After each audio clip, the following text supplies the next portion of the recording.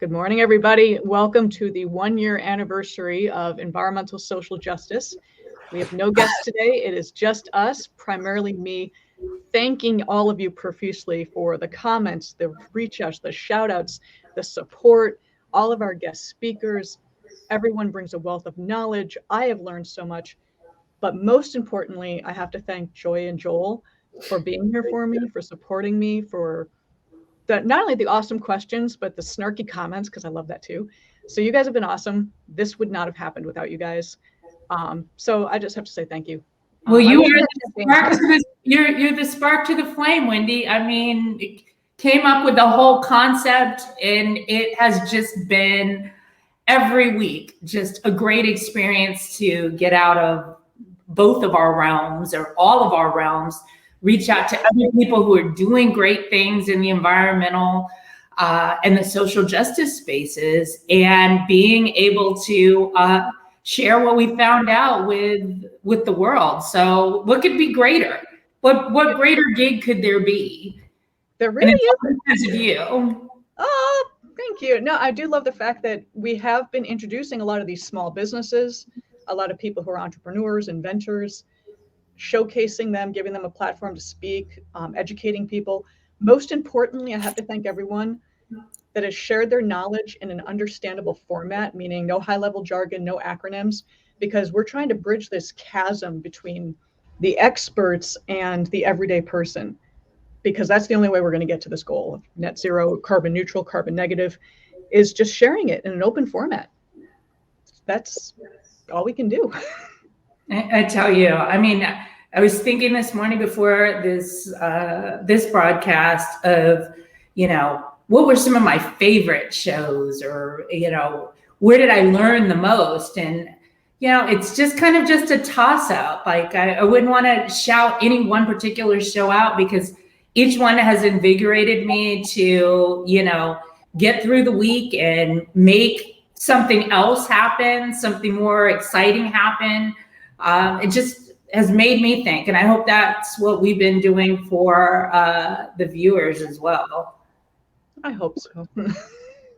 I think so. I think we've also been able to push back a little bit, and which I think is also really good. So it's not just about letting people come and just chat, but actually get to pose questions back, to just be like, can you explain that? Because that's great to hear. But what does that mean? So I think that's been kind of really good for all of us. I mean, I think I'm hoping that everybody who watches has thoroughly enjoyed it. But at the same point in time, I think it's also been treating it as it's just really that information for us that we get to share with people as well. And we don't have to agree with everything. We don't, and that's the best part of the whole format is, there's been stuff that we haven't agreed with on the show. We haven't agreed with each other on the show. I know the viewers haven't necessarily agreed with everything that's come up as well. But this is what it's all about. It's about exploring new ideas, presenting new options, and really educating people on just what people are doing and thinking, and letting us all kind of work together. Because if we're all annoyed, we're in the right place. That's the main thing to remember. And we are all annoyed. Yeah. But it's true. I mean, that's just kind of like everything in life. Like if one side is perfectly happy, everybody else is annoyed. If you find this middle ground where everybody's compromised and some people are annoyed on various things, you're kind of, you're hitting that right spot.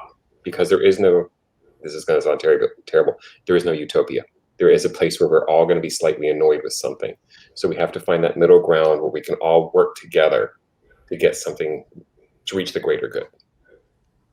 That's my feeling. Yeah, no, I agree with that. I mean, the greater good is what's important, and we don't agree with everybody. Not everybody agrees with us. Trust me, I shield you guys from some of the comments that I get and the emails I get. And that's okay to disagree, as long as it's a learning experience. I've learned things. I've been wrong on things. I've admitted when I've been wrong on things. Which is weird for you to admit to. So I think that's very I know. good. You've known me for a very long time. It's really hard for me to admit when I'm wrong. Yes. But I've learned. I've grown. Oh, shut up. I've grown too over COVID. I've gained a lot of weight. I'm not happy about it. I've lost 10 pounds. I took up swimming with the LA Tri Club. Well, that's just rude.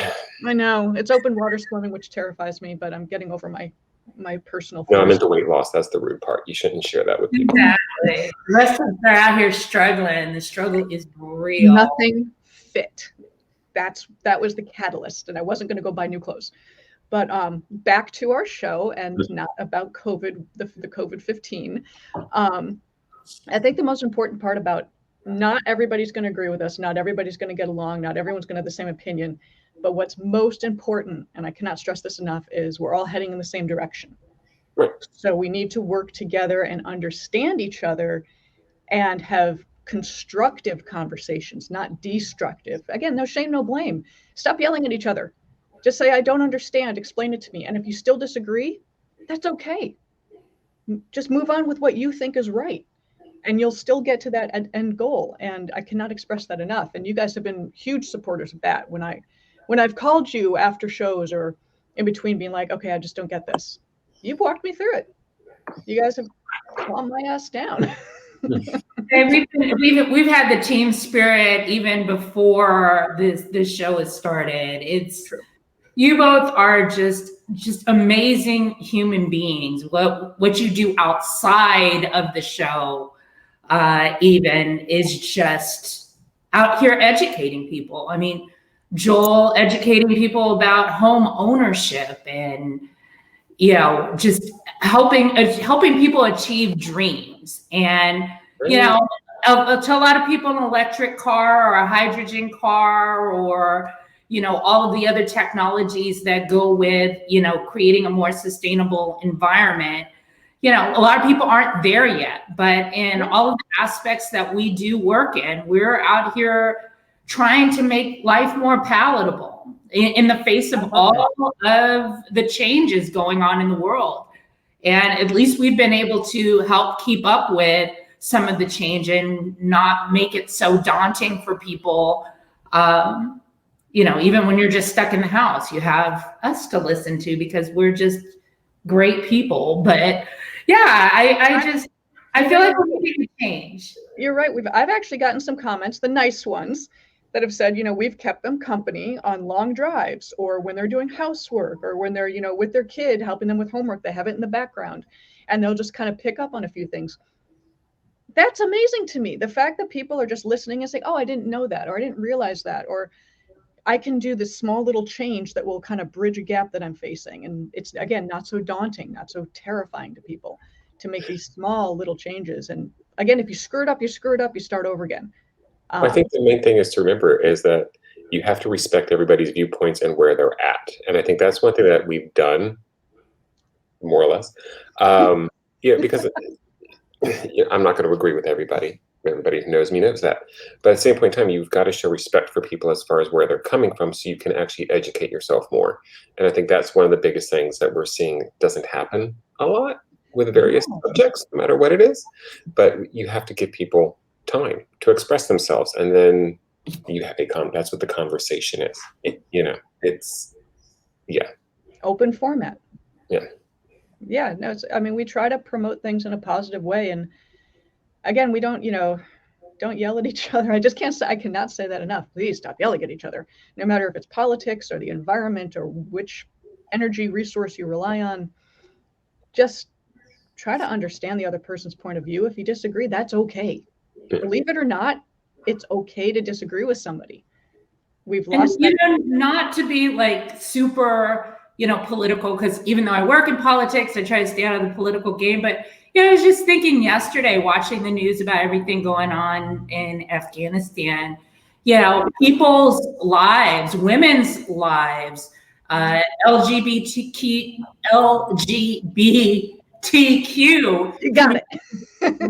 Lives have been rolled back by centuries, by just the pullout, whether you believe the pullout is correct or not. But I was thinking about this as I was thinking about this show yesterday and what we were going to kind of say on our year anniversary. And just the fact that the three of us are here representing all different, you know, genres of people, African-American women, you know, two white people, just, we've been just doing, we've just been, you know, living it out. And we're just so lucky that we're able to freely, you know, speak our minds and learn at the same time. We don't have to worry about somebody coming to our door with a gun or, Yeah. Just having civil liberties and having this show where we can express how we feel about social justice, about